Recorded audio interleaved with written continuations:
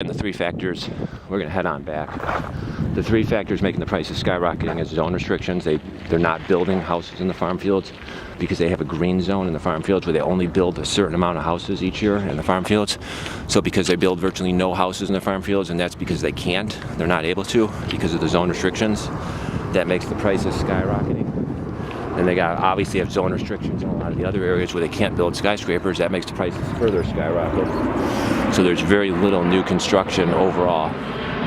That makes prices skyrocket because they're not building as many houses as they need to build. And then the other factor is out of control immigration. H-1B visa immigration, illegal immigration is out of control. And that's making prices skyrocket as well. And then the other factor is people from San Francisco are moving up here by the thousands because in San Francisco the prices are so astronomical that the techies in San Francisco, a lot of the tech companies, they have offices in Seattle and San Francisco. So the techies can get transferred up to Seattle and they think it's a bargain. They think 500,000 is a bargain compared to San Francisco area. So that's making our prices skyrocket because they keep moving up here. Oh, and then there's another factor too. We have, I think it's the second highest interest for filthy rich people in China. These are high-income people in China that have net worths of like $5 million or higher. We're their second city they want to live in.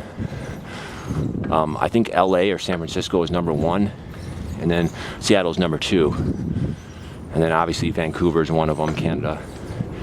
And pretty much wherever these high-income individuals go, the prices skyrocket to insane amounts where the prices go to like $1 million for a tiny little house, and that's what's happening here.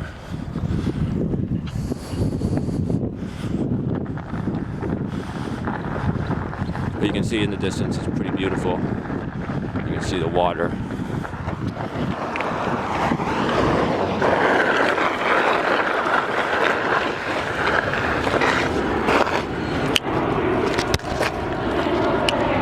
Sorry about that, I just had to stop.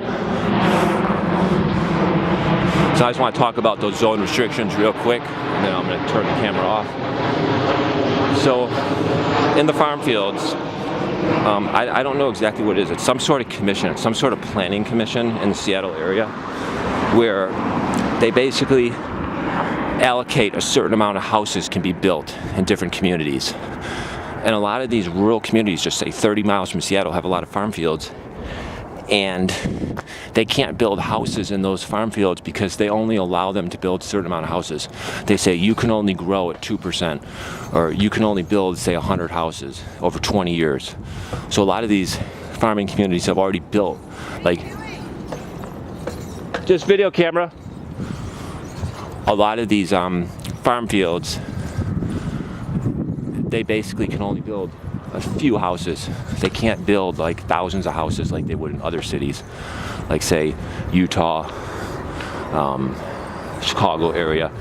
You go into the farm field areas and they'll be building thousands of new houses, and that's why the prices are affordable. Here you can't do that. The liberals won't let you do that. The liberals will not let you do that. They will not let you do that because the planning commission done by liberals basically stipulates they can only build a certain amount of houses in those farm fields. And a lot of those farming communities, just 30 miles from Seattle, they've already built 90% of the houses they can build for the next 20 years. So over the next 20 years, they've already built 90% of the houses, meaning they're not going to be building much more in the next 15 or 20 years or whatever's left on that 20-year planning commission. So there's not going to be very many houses built in the farm fields over the next 20 years, virtually none. Virtually none, because they've pretty much all been built. And it's just sick because you can go 30 miles from Seattle and just see hundreds and hundreds and hundreds of acres, like square mile after square mile farm fields, and there's nothing under construction. There's no houses being built at all because the liberals and the planning commission will not allow the houses to be built, and that's why the prices are sky high. Because if you can't build houses further away, and if you can't build skyscrapers in the city, then prices only go up because you're not adding much inventory. You're only building a few, and then prices skyrocket as millions of people, well not millions, but like hundreds of thousands of people are pouring in here. So as you have the population skyrocketing by hundreds of thousands of people, and then at the same time, you're only building a few housing units each year, then prices are going to skyrocket, and that's exactly what's happened, just like San Francisco. It's the same thing. The exact same thing happened in San Francisco. They're not building enough houses because the liberals won't let them. The liberals, the filthy rich, millionaire liberals, will not allow the houses to be built in the numbers that are needed, and then the prices skyrocket. See, part of the problem is the filthy rich liberals, once they get in, then they want it for themselves. They don't want it for anybody else. And then they get real protective of their neighborhood. But then at the same time, you know what's really sick? They want massive out-of-control immigration to make the prices skyrocket. And then our life becomes a living hell. Because then we have our wages cut dramatically. Our wages get cut dramatically because mass immigration lowers the wages dramatically. And then at the same time, the liberals love it because their house prices skyrocket. And then they'll have an apartment building, they'll buy an apartment building, and then the rents go triple, and then the liberals just make mega money off the scam that they created. That's why in middle America the rents are cheaper. That's why in middle America the house prices are cheaper, because the liberals have way less power in middle America. It's more conservative, and because it's more conservative, that's why it's cheaper. In the liberal areas like San Francisco, Seattle, San Jose, the liberals are in control. They've been in control for decades, and because of that, these areas are becoming unlivable. They're becoming completely unlivable areas. It's like, if we were in Seattle, we would have got yelled at like 10 times by now. If we were in Seattle, like 10 people would have screamed at us by now, because that's how it is. Especially if you start talking about like stuff like zone restrictions and mass immigration, and you're against the zone restrictions and you're against the mass immigration, then the liberals will viciously start screaming at you, because that's their system. That's how they make their money.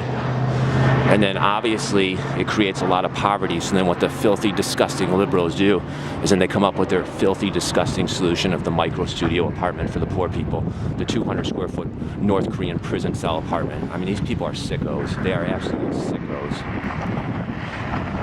They get rich off their socialism, off their zone restrictions, off massive out-of-control immigration. They get rich off of it, and then they tell the working people, we have to live in 200 square foot micro studio prison cell apartments. It's so sick.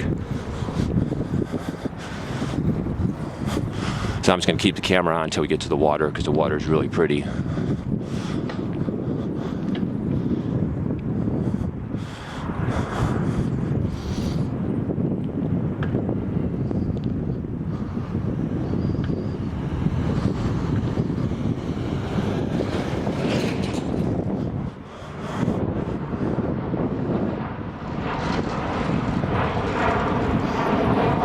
You know, it's kind of funny because it's like 3 years ago I kind of wanted to live in this area, but now it's like I'm kind of happy we're going to be moving to Utah. Once you understand how the liberal system truly works, it's like you just want to get the hell out, because there's no future here. There's no future here. You came here 20 years from now, it's going to be even worse. The rents are going to be double. The housing costs are going to be double. And at the same time, there's going to be so much massive out-of-control immigration, the wages will probably be lower. They'll probably have the wages lower 20 years from now with all the massive out-of-control immigration.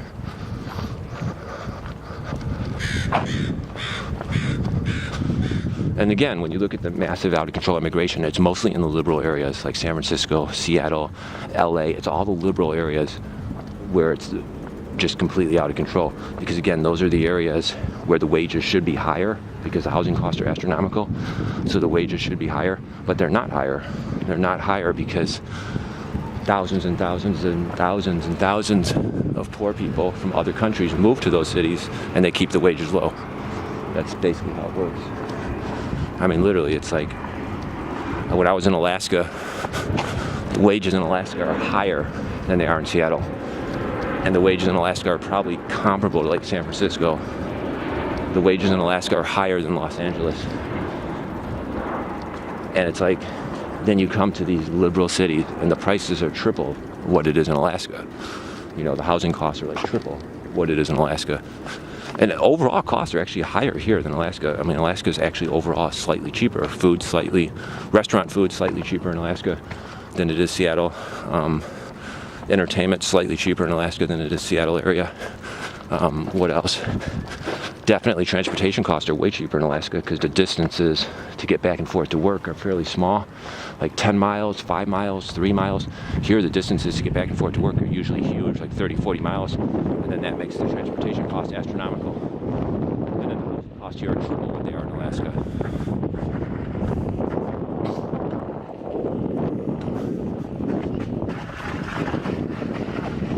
And Alaska's not cheap either. I mean, compared to middle America, Alaska's actually a little on the expensive side. But that just tells you how insane these areas are. And the wages here are not good at all. They're just normal wages.